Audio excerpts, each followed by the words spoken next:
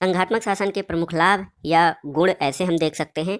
पहला ये है कि स्वतंत्र अस्तित्व तथा राष्ट्रीय एकता में तालमेल। संघ राज्य एक विचित्र प्रकार की राजनीतिक व्यवस्था है। इसमें सम्मिलित राज्यों का स्वतंत्र अस्तित्व भी बना रहता है और उनकी सम्मिलित राष्ट्रीय एकता भी स्थापित होती है। इस शासन में एकता की शक्ति भी रहती है और अपनी स्थानीय स्वतंत्रता भी रहती है। डायसी इसीलिए कहते हैं कि संघ शासन एक अद्भुत राजनीतिक समझौता है जिसमें राष्ट्रीय एकता तथा राज्यों के अधिकारों में एक तालमेल होता है। दूसरा लाभ ये है, केंद्र के निरंकुशता का भय नहीं होता है। तो एकात्मक शासन में जहाँ संपूर्ण शक्तियाँ केंद्रीय सत्ता में होती हैं उसके निरंकुश होने का भय होता है, वहीं संघ शासन में केंद्रीय सरकार के निरंकुशता तथा स्वेच्छाचारी होने का भय नहीं रहता है। राज्यों के स्थानीय अधिकार और शासन उनके हाथ में सुरक्षित रहते हैं, इसलिए केंद्रीय सरकार की शक्ति पर अंकुश बना रहता है।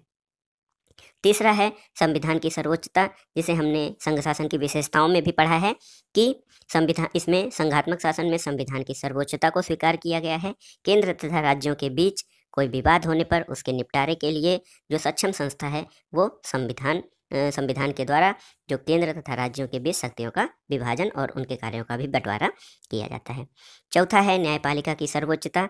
संघ शासन प्रणाली में न्यायपालिका व्यवस्थापिका तथा कार्यपालिका से स्वतंत्र होती है और इसका यहाँ पे सर्वोच्च स्थान भी बना है।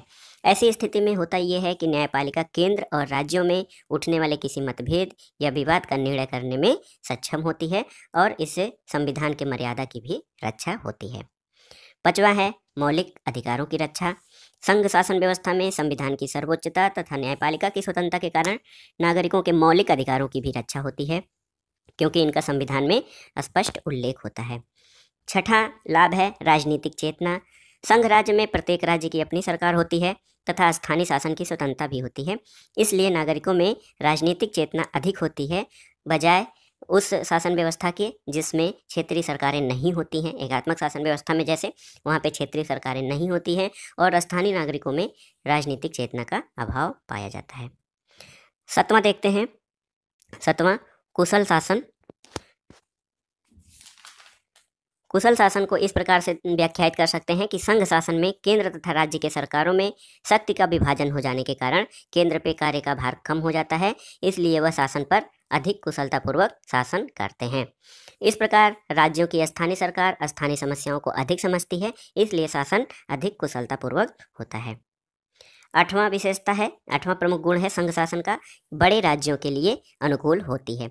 संघ राज्य बहुत बड़े तथा विशाल राज्यों के लिए अधिक उपयुक्त होता है और अनुकूल भी। बड़े राज्यों का एक केंद्रीय शासन द्वारा कुशलतापूर्वक शासन संभव नहीं हो पाता है। हमने पहले भी देखा है कि जो एकात्मक शासन व्यवस्था है वो छोटे राज्यों के लिए अनुकूल होता है और जो संघात्मक शासन व्यवस्था है बड़े राज्यों के लिए ये उपयुक्त है। इसमें अनेक स्थानीय समस्याएं केंद्र के पहुंच तथा समझ के बाहर होने के कारण सही समाधान से वंचित रह जाते हैं। इस कारण संघ शासन व्यवस्था में केंद्रीय सत्ता के साथ साथ जो स्थानीय सरकारें या स्थानीय क्षेत्र होता है उनकी भी सत्ता होती है। इस कारण ये बड़े राज्यों के लिए अधिक फायदेमंद हैं।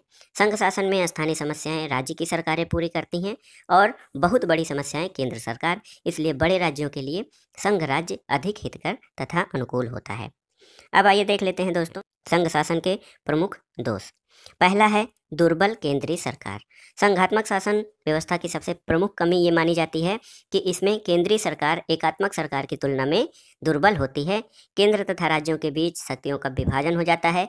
इसके कारण केंद्र की शक्तियां सीमित हो जाती हैं, जिस कारण संघ शासन में केंद्रीय सरकार दुर्बल हो जाती है या कमजोर हो जाती है।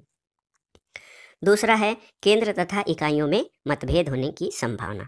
संघ शासन ऐसे तो हम लोग समझते हैं एक विचित्र तरह का राजनीतिक समझौता है जिसमें राज्य तथा केंद्र के बीच एक समझौता होता है।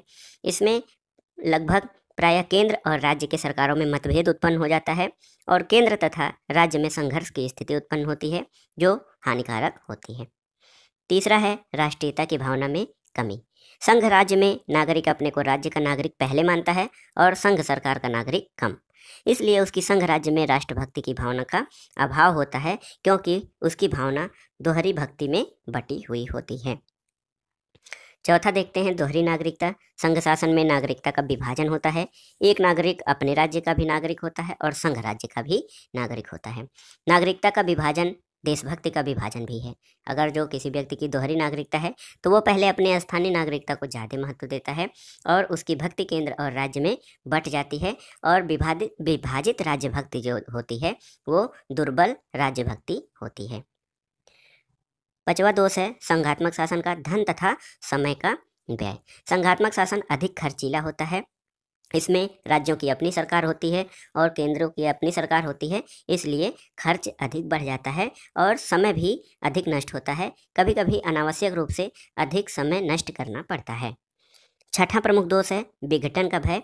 संघात्मक शासन एक जटिल व्यवस्था है, क्योंकि इसकी तुलना में जो एकात्मक शासन है वो बहुत सरल होता है। संघ शासन में बहुत बड़ा डर यह बना रहता है कि जो सम्मिलित राज्य है वो संघ से अलग न हो जाएं।